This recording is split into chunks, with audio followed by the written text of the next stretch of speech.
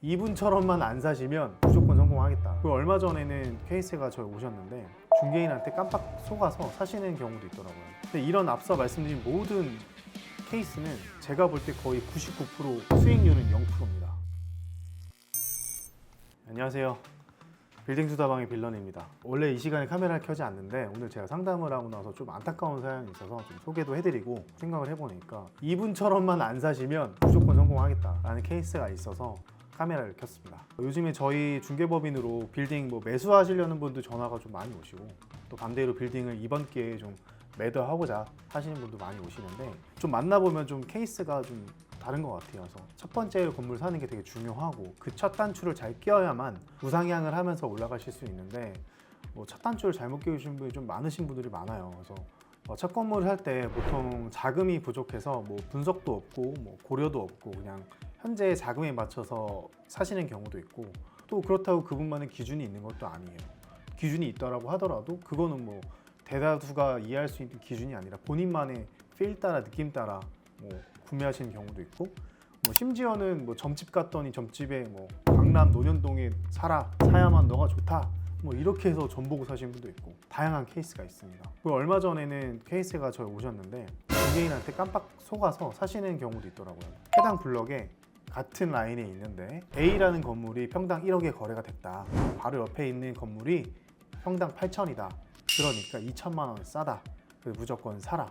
이렇게 사시는 경우도 있는데 그런 분은 건물에 대한 입지나 컨디션 이런 것도 안 보고 그냥 가격만 보고 사시는 경우. 그런 또 어떤 경우가 있냐면 명도에 대한 고려는 아예 안 하시고 건물이 왜 명도를 해야 되는 필요성도 못 느끼신 분도 많아요. 그래서 건물 명도도 안 내고 수익도 안 되는데 나중에 시세 차익이 올라가겠지? 라는 희망회로 하나만 가지고 사시는 경우도 많아요. 근데 이런 앞서 말씀드린 모든 케이스는 제가 볼 때 거의 99% 수익률은 0%입니다. 그러지 않고서는 운에 따라서 잘 되시는 경우도 있겠지만 그 운에 자기 전 재산이나 또 수많은 금액을 태우실 수 있는 분이 과연 있을까? 이분도 좀 한번 생각을 해봐야겠죠. 그리고 또 요즘에 대출금리가 조금 낮아졌다고는 하지만 불과 1, 2년 전만 해도 금리가 막 올라갔잖아요. 그래서 임대료가 나와야 대출을 갚고 또 그 건물을 끌고 가실 수 있는데 임대 수익도 안 나온다면 그때는 또 급매로 던질 수밖에 없고 그렇기 때문에 꼭 첫 단추를 잘 끼우셨으면 좋겠어서 이 내용 꼭 확인하시고 공부하셨으면 좋겠습니다. 첫 건물을 이제 사시는 분들이 요즘 많은데 이제 매입을 하는 건물에 대해서 전체 사업비를 좀 생각을 하셨으면 좋겠어요. 밸류업 후에 예상 임대료가 얼마일지 또 공실 가능성은 있는지 그리고 앞으로의 대출 이자가 지금은 이렇지만 나중에 얼마나 될지 또 얼마의 인상이 됐을 때 본인이 견디실 수 있는지 이런 부분을 조금 체크를 하시고요. 이런 거 없이는 문제가 닥쳤을 때 결국 극복하지 못하시고 실패하는 경우가 대부분입니다. 건물은 이제 아파트랑 달리 개별성이 너무 심해요. 그래서 길 딱 정말 마주보고 있는 길 하나 차이로 상권도 다르고 구마다의 규제도 다르고 지역적 특성도 받기 때문에 이런 거 괜찮지 않겠냐? 라고 하지만 이 모든 것들이 곧 여러분의 수익과 관련되기 때문에 꼭 이 부분은 체크하셨으면 좋겠습니다. 첫 건물 투자하실 때 제가 몇 가지 지켜야 할 기준을 좀 말씀드리려고 하는데요. 사실 저도 지금 꼬마 빌딩을 투자를 고려를 하고 있는 투자 중에 한 명으로서 제가 세워놓은 체크리스트가 좀 있는데 그 중에 일부를 좀 공유 드리고자 합니다. 사실 이게 다 아시는 내용일 수도 있고 새로운 내용이 있으실 수도 있겠지만 이번 기회에 아시는 분들은 한 번 더 체크를 하시면 좋으실 것 같고요. 또 모르셨던 분들은 이 체크리스트를 가지고 제가 다 알려드리는 건 아니거든요. 그중 일부만 말씀을 드리는 거니까 꼭 참고하셔서 건물 매입에 도움이 되셨으면 좋겠습니다. 첫 번째가 이제 물건 선택인데요. 제가 앞서도 늘 말씀드렸지만 이제 입지해야 될 부분이에요. 과연 이 보시는 건물이나 보시는 지역이 과연 핵심지인가? 또 사람들이 선호하고 있는가? 여기에서 yes or no를 한번 생각을 해보세요. 건물 같은 경우는 아파트처럼 이제 쉽게 거래가 되는 것도 아니고 황금성이 떨어지기 때문에 제가 사더라도 다음 사람이 쉽게 받아줄 수 있는 지역인지를 꼭 체크하셔야 되거든요. 나 말고 과연 살고 싶은 사람이 있을까? 나는 좋다고 샀는데 남들이 보기에는 별로 사고 싶지 않다. 그 건물은 그러면 제가 볼 때는 잘못됐다고 생각이 들어요. 나도 갖고 싶고 누구나 갖고 싶은 지역의 건물이어야만 나중에 황금성이 뛰어나다. 이 부분 꼭 체크하셨으면 좋겠고요. 그리고 그 외에 두 번째로는 여기 가까운가, 그리고 세 번째는 6m 이상 도로를 접했는가. 이 부분을 조금 더 디테일하게 설명을 말씀드리면 주변 지역에 일단 3층 이상이 과연 오피스나 상가로 채워져 있는가를 좀 보셔야 돼요. 임장을 하실 때 단순히 1, 2층이 잘 돼 있네 뭐 이렇게 보실 수도 있겠지만 사실상 핵심은 3층과 뭐 지하 그 이상이거든요. 1, 2층은 뭐 리테일로 맞추기 쉬우세요. 뭐 음식점이 될 수도 있고요. 뭐 어떤 부티크 샵이 될 수도 있고요. 근데 이제 3층부터는 대부분 통임대가 아닌 이상은 오피스로 활용하는 경우가 많거든요. 그렇기 때문에 보시는 지역에 보시는 물건의 주변에 3층 이상이 다 꽉 채워져 있는가, 임대가 꽉 채워져 있는가, 이 부분이 좀 중요합니다. 근데 또 이렇게 채워지려면 아까 제가 말씀드린 것처럼 역이 꼭 있어야 돼요. 회사를 운영하시는 분들 대부분의 직원들이 역을 이용해서 출퇴근을 하기 때문에 역에 대한 부분, 교통에 대한 부분이 꼭 중요하게 보입니다. 6m 이상 도로도 마찬가지예요. 6m 이상 도로가 되면 이제 버스에 대한 노선도 있으시고 결국에 또 교통에 대한 문제랑 접합하거든요. 그렇기 때문에 역이 있는가, 또 6m 이상 도로에 같이 있는가, 이 부분을 꼭 체크하셨으면 좋겠습니다. 그리고 또 주변 지역을 보실 때 3층과 4층이 만약 주택으로 채워져 있다면 이런 주변은 사실 근생을 신축으로 한다고 해도 임대가 어려울 가능성이 높아요. 왜냐하면 거기는 아직 주거 지역으로 활용되고 있는 부분이다 보니까 오히려 근생으로 채우기가 좀 힘들 수도 있습니다. 그래서 이 점도 하나의 팁으로 챙겨가시면 좋을 것 같아요. 그리고 이어서 이제 물건 분석인데요. 이제 현재 임차인이 충분한 수익이 나오는가를 보셨을 때 yes or no 이 부분을 좀 고민하시고, 만약에 yes라고 하시면 뭐 그냥 가시면 되고, 만약에 아니다 라고 하면 이제 고민을 해야겠죠. 현재 임차인들이 다 명도되고 나면 여기서 내가 신축과 리모델링을 해서 3, 4%의 수익률을 맞출 수 있는가를 고민을 해보셔야 되고, 또 여기서 3, 4%는 본인이 이제 매매를 희망하는 가격대거든요.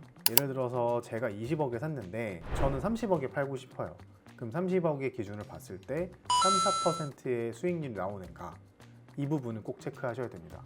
그래서 밸류업 후에 모든 프로젝트 비용 대비 수익률을 좀 계산하셔야 되는데, 여기에는 매입가, 공사비, 취득세, 철거비, 설계비, 그리고 사업 기간에 발생하는 이자, 그다음에 중개 수수료, 그다음에 기타 세금, 뭐 이런 것들을 총 계산을 하셔서 그 금액 플러스 본인이 원하는 수익률을 더하시고 거기에서 임대가 3, 4%가 과연 맞춰질 것인가를 꼭 한번 체크해 보시는 게 좋습니다. 왜냐하면 나중에 본인 건물을 매입을 해주실 분이 아무런 메리트가 없으면 과연 매입을 할까요? 그렇기 때문에 이 부분을 꼭 한번 내가 어느 정도의 수익률이 달성이 되면 여기서 다음으로 갈아탈 때 그때 과연 가능한 부분이 있는지를 한번 체크해 보시면 좋을 것 같아요. 그리고 이제 매도인 명도 조건이 아닌 건물이라고 해도 만약에 잔금을 충분히 1년 이상 가까이 협의해서 거래가 가능하다면 현 임차 구성에 따라서 좋은 딜이 될 수도 있습니다. 그래서 일예로 들면 제가 얼마 전에 이제 거래해드린 물건 같은 경우도 명도 기간을 매도인과 충분히 협의해서 잔금 기간을 충분히 가져왔거든요. 거의 뭐 한 1년 정도 가져갔습니다. 그렇게 해서 계약 후에 잔금 전에 명도 협의도 가능하다는 특약을 넣어서 이제 바로 명도를 진행하게 되면 좀 좋은 케이스가 될 수 있겠죠. 그리고 잔금 전 명도가 되는 경우에도 잔금 전까지의 이제 임차 비용은 매수인이 지급을 해주셔야 돼요. 보존해 주셔야 돼요. 안 그러면 뭐 이게 거래가 안 되겠죠. 하지만 근데 이게 얼마 안 됩니다. 그래서 잔금 치르기 전에 임차인을 제가 명도를 하더라도 거기에 임대료를 내가 납부해 주는 게 손실이 아니냐 라고 하실 수도 있겠지만, 오히려 반대로 계약 후에 공시 나오는 그게 더 리스크가 크시기 때문에 저는 만약에 이런 특약을 넣어서 계약 전에 명도 협의가 가능하다는 부분이 있으면 최대한 빨리 명도 협의를 하셔서 빨리 내보내시고, 그 임대료는 현재 매도인에게 보존해 주시는 게 제 입장에선 좋은 선택인 것 같습니다. 그래서 이런 경우에 그 당장 계약된 임대 수익이 발생하지 않아도 사실 명도 후에 신규 임차를 통해서 개선의 임대료 폭이 있다면 충분한 메리트가 있어요. 그래서 임대료 폭 상승이 뭐 적지는 않을 거니까요. 충분한 메리트가 있을 것 같고요. 잔금 전에 명도와 새로운 임차 구성을 맞출 수 있는 기회거든요. 이런 기회를 좀 특약이나 이런 걸 잘 협의하셔가지고 넣으셨으면 좋겠습니다. 또 이런 거를 이제 다양한 거래 조건이 있는데 이런 거 거래하는 것들은 뭐 다양한 경험이 있는 중개법인이나 중개사를 만나는 게 중요합니다. 사실 뭐 이렇게 협의하는 것도 뭐 매수인의 입장이기도 하지만 또 이런 매수인의 입장을 매도인 분들께 잘 설명을 드리고, 또 매도인의 입장에서 매수인의 입장을 좀 고려하실 수 있게 부탁을 드리는 것이 저희 중개인들의 몫이거든요. 그래서 꼭 좋은 중개법인과 경험이 많은 중개사분들을 만나시는 게 좋을 것 같아요. 그리고 중개사분들이 요즘에 드리는 자료들이 많잖아요. 뭐 브리핑 자료 뭐 이런 것들이 많으신데 또 거기에 나와 있는 이제 계산 시에 뭐 어느 정도 수익이 나옵니다. 뭐 이렇게 브리핑을 받으실 거예요. 근데 그런 정보도 뭐 중요하지만 실제로 본인이 검토하시는 물건지 주변에 나와 있는 광고나 또 현지 로컬 부동산의 임대 전화만 한 번 더 체크해 보셔서 정말로 있는 자료에 있는 정보와 정말 실제 필드에 있는 정보와 같으신지 이런 부분을 체크하시는 게 좋을 것 같아요. 저희 중개법인 같은 경우에는 그런 부분을 정말 클리어하게 깨끗하게 매수인분들께 저희가 제안을 드리고 있는데 일부 뭐 중개법인 같은 경우에는 말도 안 되는 예상임대료 수익을 짜서 진짜 사탕발림처럼 매수인들에게 드리는 경우가 있거든요. 근데 그런 경우 뭐 사실 뭐 임차를 너가 책임질 거냐? 그래서 공인중개사가 책임지겠습니다. 라고 하면은 뭐 할 말 없죠. 근데 대부분의 공인중개사는 예상이 그렇습니다. 라고만 하지 그 부분을 책임지진 않으니까요. 꼭 이런 부분, 임대료 부분들도 실제로 뭐 네이버 부동산이나 뭐 아니면 그 주변에 있는 로컬 부동산을 체크 한 번만 해보셔도 좋을 것 같습니다. 자, 저도 지금 건물 매입을 조금 고려하고 있는 상황에서 뭐 여러 가지 체크리스트가 있지만 저는 지금 현업에 있으면서 가장 중요한 부분들을 이제 하나씩 말씀드릴 거예요. 그래서 제가 한 번에 더 말씀을 드린다고 해도 그 모든 것을 다 체크하실 수 없다 보니까 하나하나 말씀드리는 부분을 보시면서 이건 이렇게 봐야지, 이런 얘기가 나왔으니까 이건 이렇게 체크해야 되겠구나, 한번 이렇게 가볍게 생각을 해주시고 공부하실 때 도움이 되셨으면 좋겠습니다. 이런 부분이 하나하나 모이면 이제 답이 나오겠죠. 그리고 제가 말씀드린 안타까운 사연의 주인공이 여러분이 안 되실 수도 있습니다. 그리고 꼭 한번 체크해 보셨으면 좋겠습니다. 입지랑 상권을 볼 때 가장 기본적이지만 이조차도 고려하지 않은 분들이 많아요. 이게 야 그런 사람이 어딨냐 이렇게 말씀도 하시겠지만 저희한테 온다니까요. 저희한테 오셔서 이거 어떻게 해요? 라고 하시는 분이 되게 많아요. 근데 그런 분들이 또 본인이 매입하셨던 금액과 세금과 이런 게 있으니까 쉽사리 또 손절을 하지 못하시고 이도 저도 하지 못하는 케이스가 많거든요. 제 주변에도 많고. 그렇기 때문에 꼭 첫 단추를 잘 끼우셨으면 좋겠습니다. 그리고 요즘에 날 좋잖아요. 그래서 상권 분석 임장하실 때 차 타지 마시고 꼭 한번 걸으셨으면 좋겠어요. 이제 걸어야 주변도 느껴지고요. 몸으로, 눈으로가 아니라 귀, 피부 이런 걸 느끼는 것 자체가 상권 분석이거든요. 그래서 저희도 이제 중개법인이나 아니면 개인적으로 상권 분석을 할 때 절대 저희 뭐 차나 뭐 오토바이 이런 거 타지 않습니다. 정말 걷고 걸으면서 하나하나 걷는 속도에 맞춰서 생각도 들고요. 걷는 속도에 맞춰서 주변도 둘러보게 되고 하니까 꼭 한번 상권 분석하실 때는 걸으시면서 또 거기서 식사도 하시고 거기에 체류 시간을 오래 가져가시면서 정말 이 상권에 대해서 직접 느껴보셨으면 좋겠고 또 꼭 한 번이 아니라 뭐 두 번, 세 번 자기가 픽한 지역이라면 자주자주 방문하셔서 거기에 대한 확신이 드셨으면 좋겠어요.